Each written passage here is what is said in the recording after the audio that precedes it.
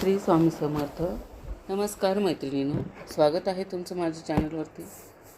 आपल्या भारत देशामध्ये अनेक संत होऊन गेले, परंतु जगद्गुरू संत तुकाराम महाराज फक्त वैकुंठाला गेले. असे एकमेव संत संदेह वैकुंठ जाण्याचा तो दिवस म्हणजे तुकाराम बीज.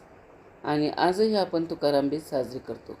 ही तुकाराम बीज आहे उद्या 16 तारखेला रविवारी.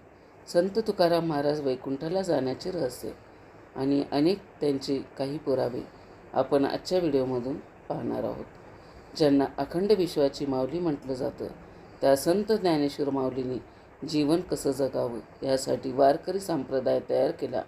म्हणजेच या वारकरी संप्रदायाचे हे जे मंदिर आहे, आपण मंदिर म्हणू. हे मंदिर पूर्ण करण्यासाठी वारकरी संप्रदायांचं अनेक संतांनी कार्य केलं, जसं की संत नामदेव. आणि या वारकरी संप्रदायाचा मंदिराचा जो कळस आहे, हा कळस होण्याचा बहुमान संत तुकाराम महाराजांना दिला जातो.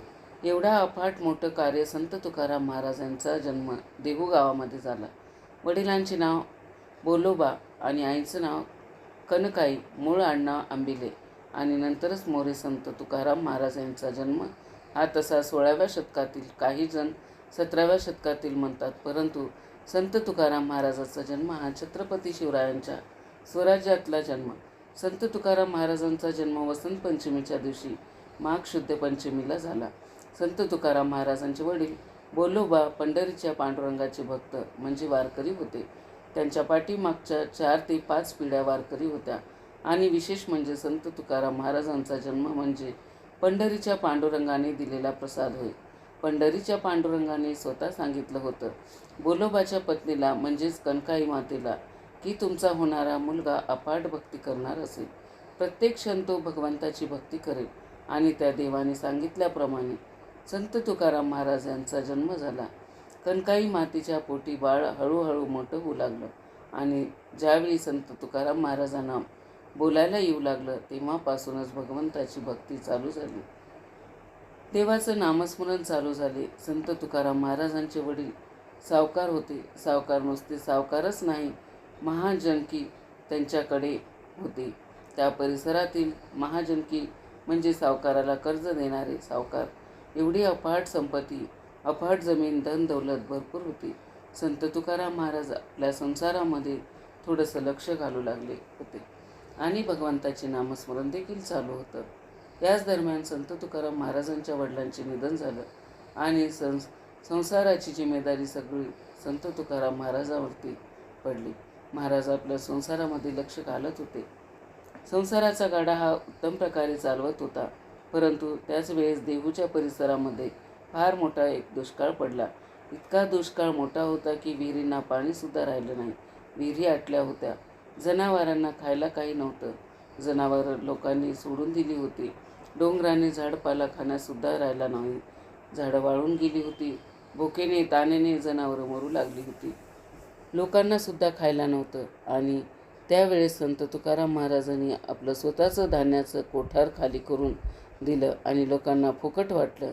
बघा, संत तुकाराम महाराजांच्या मनामध्ये भक्ती होती, दया होती आणि ते फक्त संतच करू शकतात.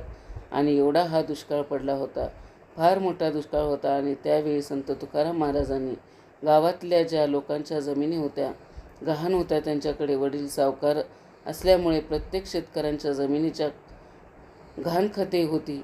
अहो, एवढी जमिनीची गहाणखत होती की जवळजवळ बैलगाडी भरतील एवढी जमिनीची गहाणखतं होती. संत तुकाराम महाराजांनी जमिनीची सगळी गहाणखतं ती लोकांना वाटून टाकली. ज्याची त्याला पेपर देऊन टाकली. धन दौलत सगळं वाटून टाकलं. आणि त्यांच्या मनामध्ये एक विचार आला, शंका निर्माण झाली की देव आहे ना नाही. कारण देव जर असेल तर हा दुष्काळ का पडतो? देवालाही दिसत का नाही? जनावरं मरायला लागलेत, पाण्यावाचून तडफडून लोक अन्न करायला लागलेत. मग देव आहे तरी कुठे? ध्यान देऊन ऐका, देव आहे तरी कुठं? या प्रश्नाचे उत्तर मिळवण्यासाठी संत तुकाराम महाराजांनी आपलं घर सोडलं. सगळं जमीन जुमडा, पैसा संपत्ती सगळं वाटून टाकली. फक्त राहण्यापुरतं घर राहिलं होतं. हे घरही सोडलं आणि जवळच असणारा भंडार डोंगरावरती संत तुकाराम महाराज निघून गेले. झाडाखाली बसले आणि भगवंताचे नामस्मरण त्या ठिकाणी चालू झालं. प्रत्येक क्षण भगवंताचे निर्माण केलं आहे. भगवंतांनी निर्माण केला आहे आणि त्या प्रत्येक क्षणावरती भगवंताचे नामस्मरण चालू झालं.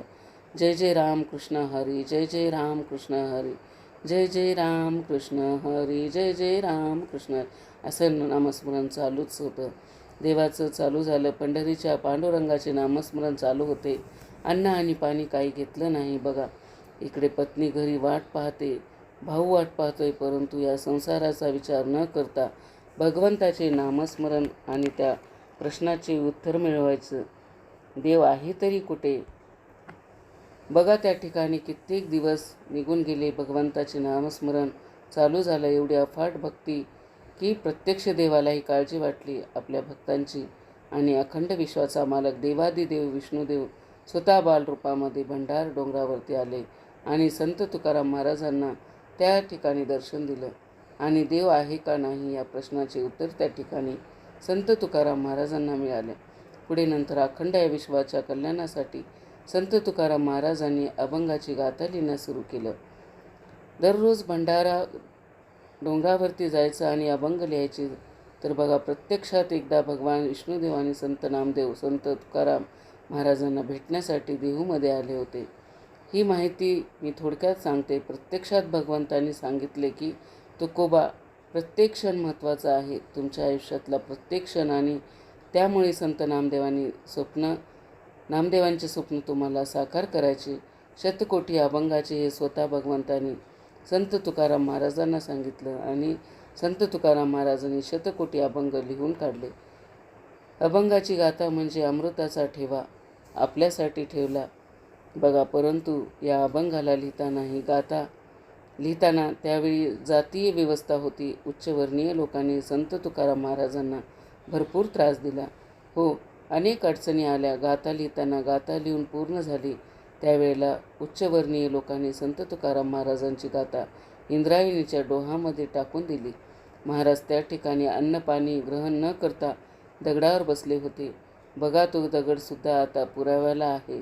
बघा मंदिरात. आणि लक्षात ठेवा, देव आहे का नाही या प्रश्नाचे उत्तर परत ऐका. प्रत्यक्षात भगवंताला समजलं की तुकोबाची गाथा पाण्यात टाकली आहे. आणि त्याचवेळी देवादिदेव विष्णुदेवांची पत्नी म्हणजे स्वतः लक्ष्मी मातेनं या गाथेचं रक्षण पाण्यामध्ये केलं. आणि जशीच्या तशी गाथा संत तुकोबाची गाथा म्हणजे अमृताचा ठेवा संत तुकाराम महाराजांच्या हाती आणून दिली. ही सत्य घटना आहे. संत तुकाराम महाराजांनी अभंगाची गाथा लिहिली. बघा, 4,500 अभंगाची गाथा आजही उपलब्ध आहे. आणि संत तुकाराम महाराजांच्या अभंगातून या मृत्यू लोकामध्ये जीवन जगावं कसं, देवाची भक्ती करावी कशी आणि देवापर्यंत पोहोचावं कसं, साध्या सोप्या भाषेत लिहून ठेवलेली ही गाथा म्हणजेच हे आपल्यासाठी अमृत आहे. एवढं मोठं कार्य जगद्गुरू संत तुकाराम महाराजांनी केलं. बघा, एवढंच नाही तर सुंदर असे हे स्वराज्य निर्माण केले. हे सुंदर स्वराज्य निर्माण करायला छत्रपती शिवाजी महाराजांनी आणि छत्रपती शिवाजी महाराजांचे आध्यात्मिक गुरु संत तुकाराम महाराज होते. अनेक पुरावे आपल्याला आजही सापडतात. छत्रपती शिवाजी महाराज संत तुकाराम महाराजांच्या कीर्तनाला पुढे येऊन बसत होते. मांडी घालून जमिनीवरती संत तुकाराम महाराजांच्या मामाचं गाव, या मामाच्या गावामध्ये छत्रपती शिवाजी महाराज कीर्तनाला आलेत. संत तुकाराम महाराजांच्या म्हणजे छत्रपती शिवाजी महाराज ज्ञान घेण्यासाठी संत तुकाराम महाराजांच्याकडे येत होते. संत तुकाराम महाराजांचे एवढे कार्य मोठे आहे. हे स्वराज्य निर्माण करण्यासाठी तो काळ एवढा भयानक होता की हे कार्य निर्माण करण्यासाठी, हे स्वराज्य निर्माण करण्यासाठी छत्रपती शिवाजी महाराजांना तरुण पोरांची गरज होती. म्हणजे यवनाविरुद्ध लढण्यासाठी मावळे पाहिजे होते, सैन्य पाहिजे होते. संत तुकाराम महाराजांनी आपल्या कीर्तनातून ज्या ज्या गावामध्ये जाईल त्या त्या गावात संत तुकाराम महाराज स्वराज्याबद्दल सांगत होते. तरुण पोरांना त्या ठिकाणी माहिती देत होते की छत्रपती शिवाजी महाराजांच्या सैन्यात भरती व्हा. बघा, हजारो तरुणांना संत तुकाराम महाराजांनी प्रेरित केलं. स्वराज्यामध्ये लढण्यासाठी विचार करा. स्वराज्य निर्माण करण्यामध्ये तेवढं मोठं कार्य संत तुकाराम महाराजांचंच होतं. संत तुकाराम महाराजांचे हे सगळे कार्य पूर्ण झालं म्हणजे गाथा लिहून झाली. देव आहे का नाही या प्रश्नाचे उत्तर मिळालं. सगळं कार्य पूर्ण झालं आणि एके दिवशी संत तुकाराम महाराजांनी प्रत्यक्ष भगवंताला प्रार्थना केली की हे देवा, या पृथ्वी तलावर माझं कार्य संपलं रे बाबा. आता तू सांगितल्याप्रमाणे ही गाथा लिहून काढली. आणि तुझं दर्शन मला झालं. देवा, आता मला पृथ्वी तलावरती राहायचं नाही. देवा, मला तुझ्या घरी यायचे, तुझ्या वैकुंठाला मला यायचं, अशी कळकळीची प्रार्थना संत तुकाराम महाराज करू लागले. बघा, ही प्रार्थना कुठे करू लागले? देहूमधले जे नांदुरकीचा झाड आहे, आता आपण तुकाराम बिजेला जातो ना, तिथं त्या झाडाखाली संत तुकाराम महाराज डोळे झाकून बसलेले होते आणि भगवंताचे नामस्मरण चालू होते. अखंड नामस्मरण, अन्न नाही, पाणी नाही, काही नाही बघा. आणि स्वतः अखंड विश्वाचा मालकाने ही प्रार्थना त्या ठिकाणी ऐकली की आपले भक्त तुकोबा वाट पाहत आहेत. अखंड विश्वाचा मालक गरुडाचे विमान घेऊन देहू या गावी आले. ही घटना, ही रहस्य फार ऐकण्यासारखी खरी कथा आहे.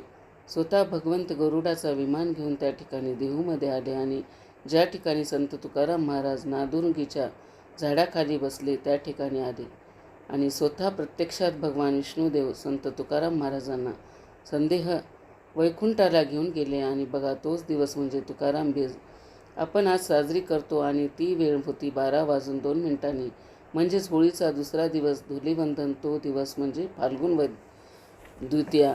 तुकाराम बीजेच्या दिवशी महाराष्ट्राच्या कानाकोपऱ्यातून, देशातून लाखो वारकरी हा क्षण पाहण्यासाठी देहूमध्ये येतात. 12:02 आजही सद्गुरू संत तुकाराम महाराज वैकुंठाला चाललेत म्हणून प्रत्यक्ष भगवंत त्या ठिकाणी या नांदुरकीच्या झाडाला हलवतात. आणि आजही बघा, तुकाराम बीजेच्या दिवशी 12:02 हे झाड हलतं. म्हणजेच तुकाराम महाराज वैकुंठाला गेले हा पुरावा त्या ठिकाणी आपल्याला आजही दिसतो. परंतु अशी काही समाजामध्ये लोक आहेत, नास्तिक लोक म्हणतात, कुठे झाड कुठे हलतं, या वाऱ्यानेच हलतं, तुकाराम महाराजाचा खूनच झाला, अशी लोक म्हणणारी आहेत समाजामध्ये. परंतु या अशा नास्तिक लोकांना माझं सांगणं आहे की ज्यांच्या आईबापावरती विश्वास नसतो, त्यांचा देवावरती विश्वास नसतो आणि अशीच लोक हेटाळणी करणारे असतात. हिंदू धर्मावरती विश्वास न ठेवणारे अशी लोक असतात. आमचा हिंदू धर्म तेवढा श्रेष्ठ आहे.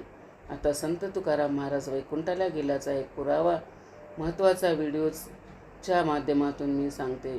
संत तुकाराम महाराज ज्या वेळेला वैकुंठाला गेले, हा काळ होता छत्रपती शिवाजी महाराजांचा स्वराज्य निर्माणाचा हा काळ. कारण तारखामध्ये अनेक फरक आहेत. आपण अनेक वेळा पुरावे पाहिले असतील. संत तुकाराम महाराज आणि छत्रपती शिवाजी महाराज यांच्या भेटीचे संत तुकाराम महाराजांना जर कोणी मारलं असतं तर त्यावेळी छत्रपती शिवाजी महाराज होते, छत्रपती संभाजीराजे होते. त्यावेळेचा काळ होता. ज्याने कोणी मारलं असेल त्याला मातीतून उकरून नष्ट केलं असतं. छत्रपती शिवाजी महाराजांनी त्यांची कुळीच ठेवली नसती. म्हणून एक लक्षात घ्या, कुणीही शंका घेण्याचा प्रयत्न करू नका. संत तुकाराम महाराज संदेह वैकुंठाला गेले, त्यात अजिबात शंका नाही. संत तुकाराम महाराज वैकुंठाला गेल्याचा दुसरा पुरावा म्हणजे संत तुकाराम महाराज वैकुंठाला गेल्यानंतर 3 वेळा परत वैकुंठावरून आलेत. ती म्हणजे त्यांची मुलगी भागीरथी. या भागीरथीला भेटायला आलेत पहिल्यांदा. नंतर दुसऱ्यांदा संत जगनाडे महाराज, ज्यांनी संत तुकाराम महाराजांच्या अभंगाचे लेखन केलं, त्यांना मूठ माती देण्यासाठी आलेत. त्यांना ते वचन दिलेलं होतं. आणि तिसरं म्हणजे संत निळोबांना वचन दिलं की तुम्हाला मी गुरुदीक्षा दिली. तिसऱ्यांदा संत निळोबासाठी संत तुकाराम महाराज वैकुंठावरून परत आलेत. जेवढी संतांनी भक्ती केली, जेवढी संतांनी त्याग केला, तेवढा आज आपण करू शकतो का? हो की नाही करू शकत? आपण विचार करू थोडासा. छत्रपती शिवाजी महाराजांना मानत होते, देवांना मानत होते. आई तुळजाभवानी साक्षात प्रसन्न होती. कुलदैवत शंभू महादेव होतं. शिंगणापूरचं म्हणजेच त्यांनी आपल्यासाठी राज्य हे निर्माण करून ठेवले. आज आपण त्यांचं खातो. ते देवाला मानत होते. पण आपण का बरं मानायला नको? छत्रपती शिवाजी महाराजांनी देवाला मानलंय. देव आहे का नाही त्यांनी मानलंय बघून. म्हणून बघा, देव कालही आहे ना आजही आहे. फक्त करा मनापासून निश्चय पाहिजेत, श्रद्धा पाहिजेत. संत तुकाराम महाराजांची जी बीज उद्या रविवारी 16 मार्च 2025 रोजी आहे, त्या बीजेला आपण नक्की जा आणि हा क्षण नक्की बघा. आजही ते झाड आपल्याला हललेलं दिसतं, नांदुरुकीचं, परंतु कोणाला दिसत नाही. ज्याची श्रद्धा अपाट आहे त्याला तर ही माहिती आवडली असेल तर चॅनलला एक लाईक नक्की करा, शेअर करा आणि कमेंटमध्ये जय जय रामकृष्ण हरी अशी कमेंट जरूर करा. आणि चॅनलवर जर नवीन असाल तर माझ्या चॅनलला सबस्क्राईब करा. श्री स्वामी समर्थ. जय जय स्वामी समर्थ.